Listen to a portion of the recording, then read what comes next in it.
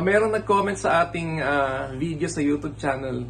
Worth it ba, Sir Alfred, na mag-international student sa Canada? Sabihin ko naman na worth it talaga kasi pag yun yung pathway na ginamit mo, makakasama mo agad yung pamilya mo within a short span of time.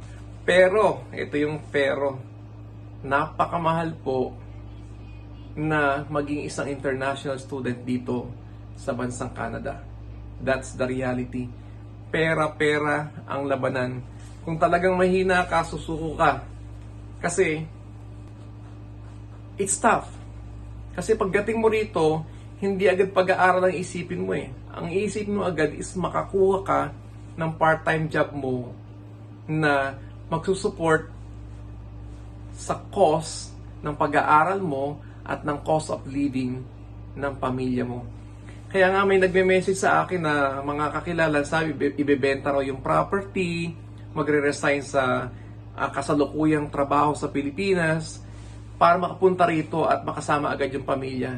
So again, hindi ko po ina-advise yung ganong idea kasi napaka risky.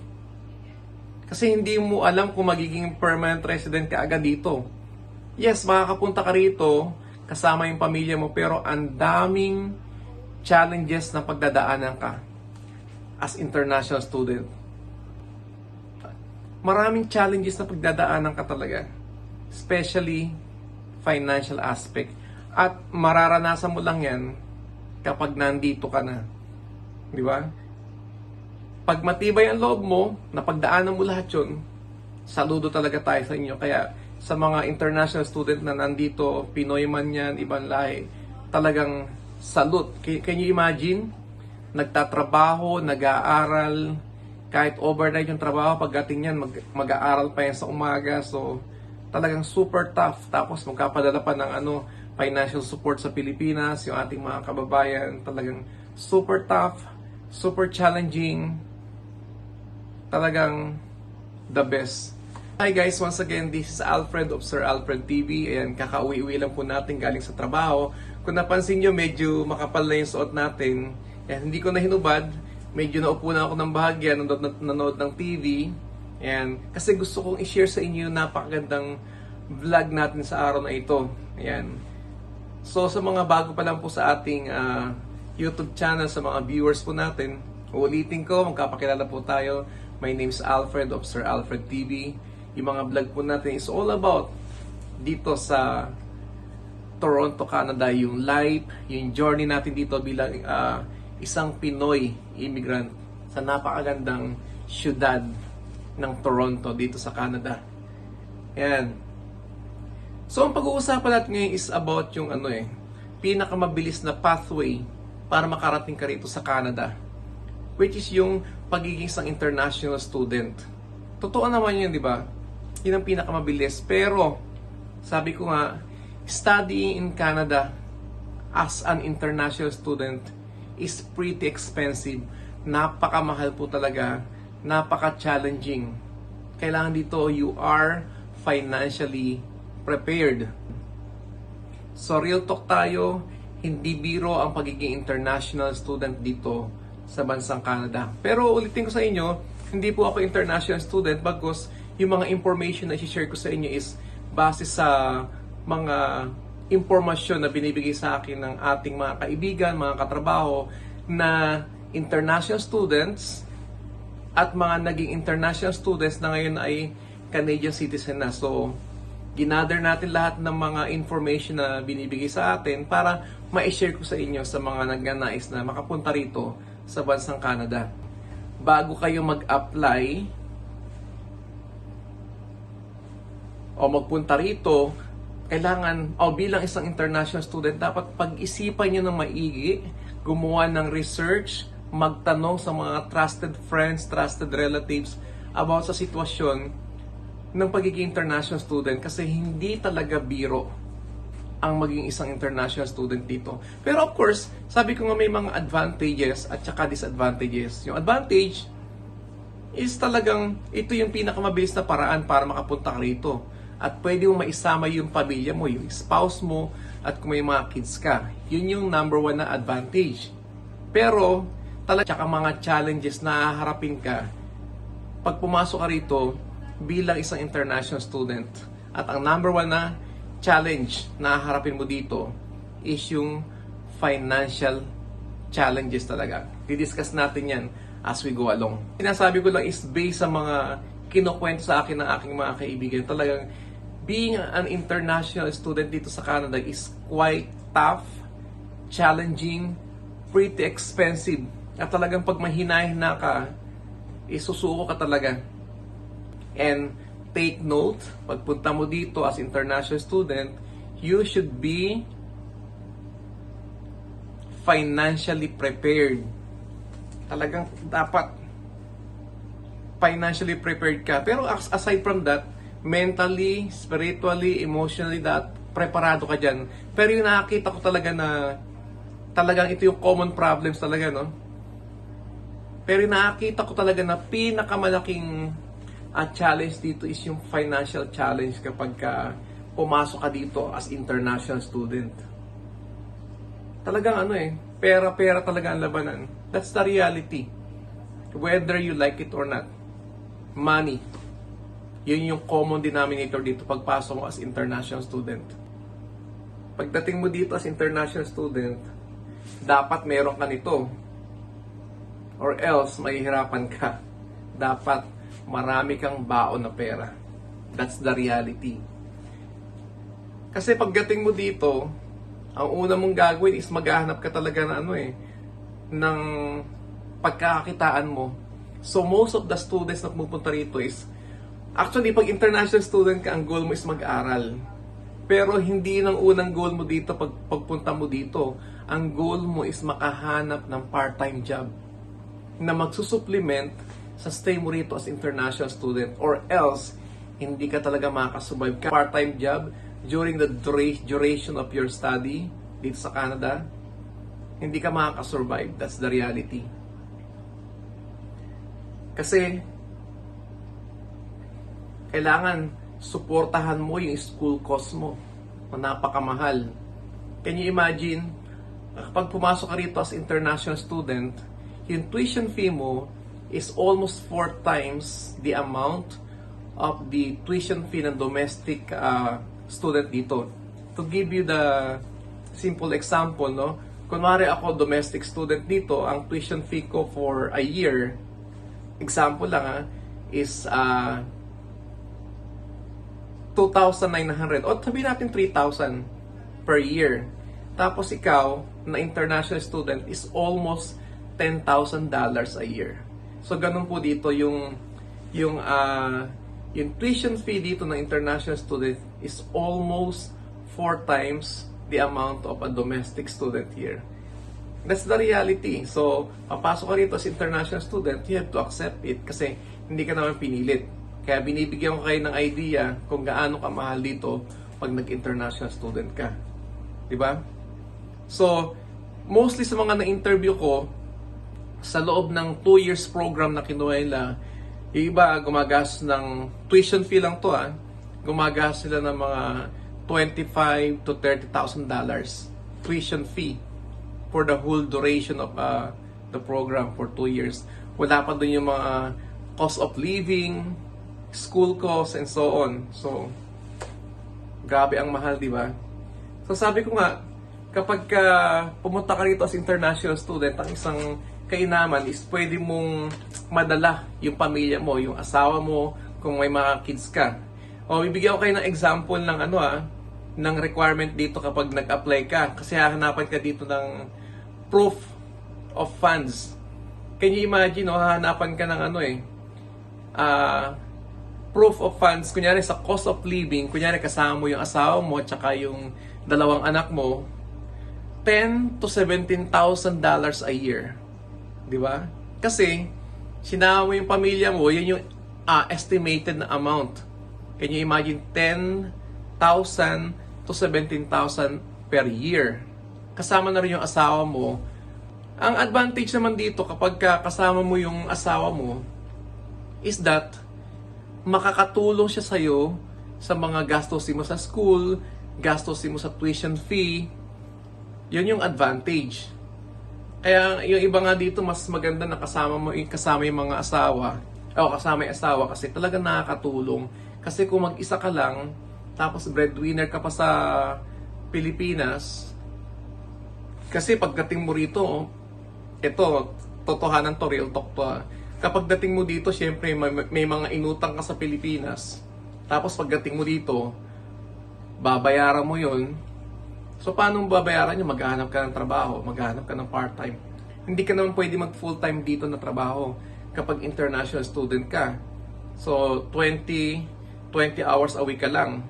Ngayon ata, ginawan 30 hours a week. Hindi natin alam. Tsaka, yung sweldo is medyo maliit pa kasi hindi ka pa naman agad makakahanap ng malaking sweldo pag international student ka kasi usually hinahanap mong trabaho mga part-time tapos yung mga short hours kasi ang focus mo talaga dito is mag-aral. 'Di ba? Napaka-challenging talaga. So, ito yung mga challenges no pag pumasok ka rito as international student. Number 1, yung tuition fee, ulitin ko, talagang 4 times higher yung amount ng tuition fee kumpara sa mga domestic students. Kunwari, kami versus ikaw na international student, mas parang 4 na beses yung taas ng tuition fee mo kumpara sa amin na permanent resident. Number 2, yan, talagang mataas yung cost of living dito sa Canada. Especially kung dito ka napunta sa Toronto, Ontario, Canada, talagang super taas yung cost of living.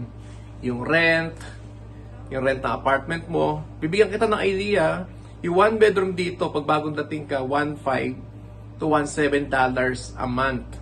Yung 1 bedroom. So magbabayad ka pa rin ng ng kuryente, babayad ka pa ng hydro, you have to have the internet. Tapos kung may sasakyan ka pa, you have to pay the parking. So, kayo na bahala mag-compute, do the math. Tapos, magka-part-time ka lang dito ng 20 hours a week. So, malaking tulong yun, pero it's really tough, it's really challenging. Talagang mas maganda kapag may kasama ka na asawa. Alam nyo kung bakit? Kasi, pag kasama nyo rito yung spouse or yung asawa nyo, bibigyan sila ng open work permit by which they can work full-time.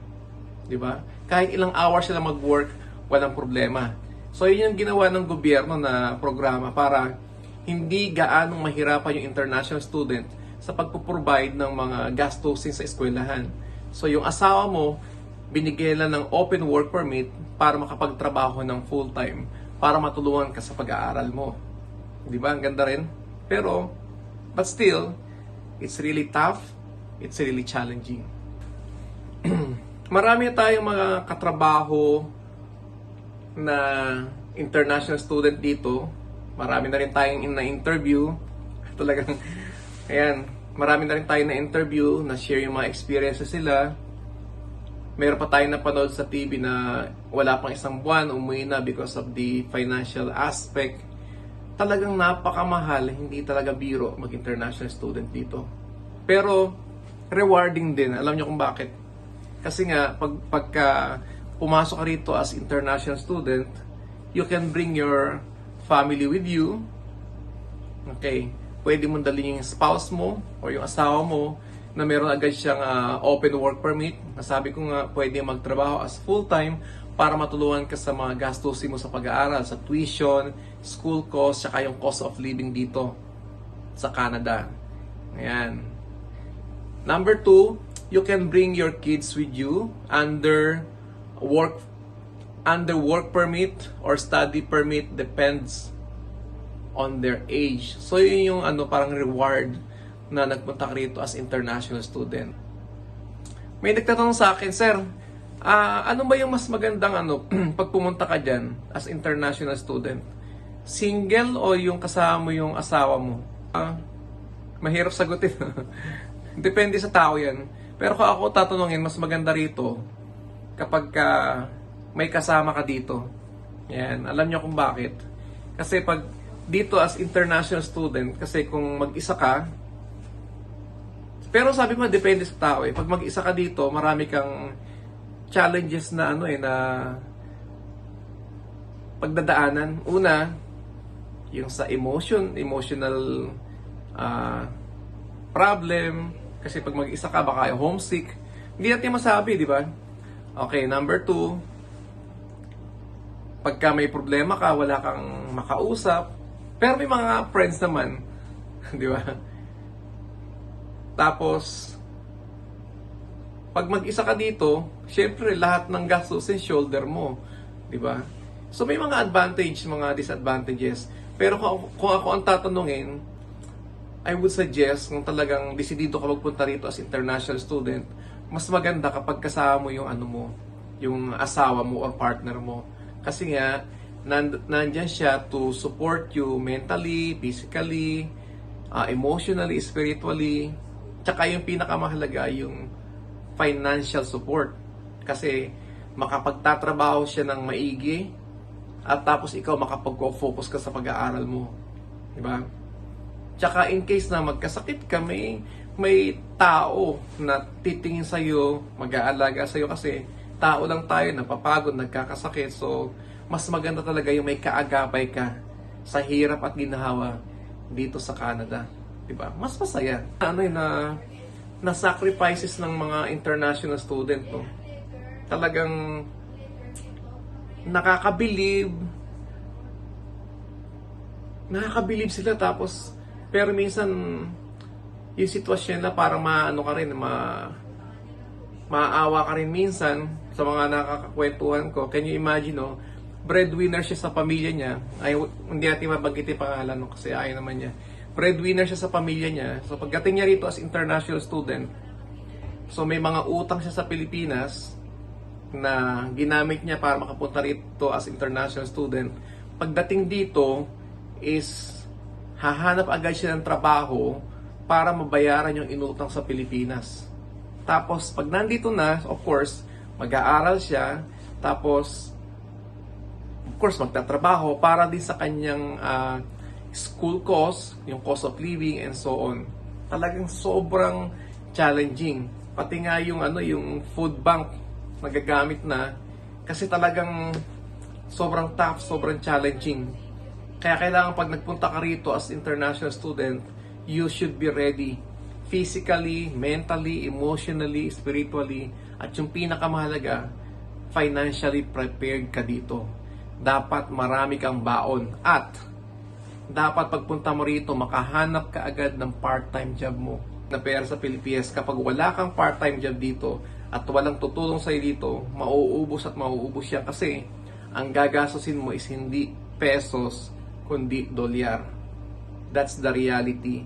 Kaya kailangan makahanap ka agad ng part-time job mo na hindi makakaabala sa pag-aaral mo dito as international student. Saludo tayo sa mga kababayan natin na pumasok dito as international student. Hindi po biro, super challenging, pero rewarding naman pagka nakuha nila yung goal nila na maging permanent resident dito sa bansang Canada. So yun lang po yung vlog natin ngayon. Sabi ko nga, bago ka mag-decide na magpunta rito as international student sa Canada, mag-isip, mag-research, magtanong sa mga trusted friends, relatives na may experience na rito as international student para alam mo agad yung sitwasyon dito sa bansang Canada. So reminder po, hindi biro magpunta rito as international student. Magastos, challenging, talagang pera-pera ang labanan. Talagang challenging talaga. Kaya may mga yung mga nagme-message sa akin na ibebenta raw yung property sa Pilipinas tapos magre-resign sa present na trabaho. Hindi ko sinasuggest yun. Kasi okay, madadala mo rito yung asawa mo, madadala mo rito yung pamilya mo, pero marami ka pang pagdadaanan dito. Marami pa talaga. May mga kakilala pa nga ako na engineer sa ibang bansa. So nag-decide sila na pumunta rito as international student na buong pamilya. So it's challenging, di ba? Kasi kukuha ka ng trabaho dito na part-time na talagang malayo sa linya mo. Tapos mag-aaral yung mga anak mo. Sobrang daming gastusin talaga. Pero kung ready ka naman na ready to face those challenges as long as makuha mo yung goal mo as maging permanent resident dito para sa pamilya mo. Just go for it. Huwag ka lang susuko. So, advice natin is just keep on praying. Kung ano yung goal mo, i-continue mo lang yan. And I know, kayang-kaya mo yan, kaibigan. Mahirap, tough, challenging, but still, kung talagang may goal ka, nakafocus ka, at samahan mo ng panalangin sa Diyos, you can do it. Yun lang. Have a great day and always be a blessing to other people. Sir Alfred TV.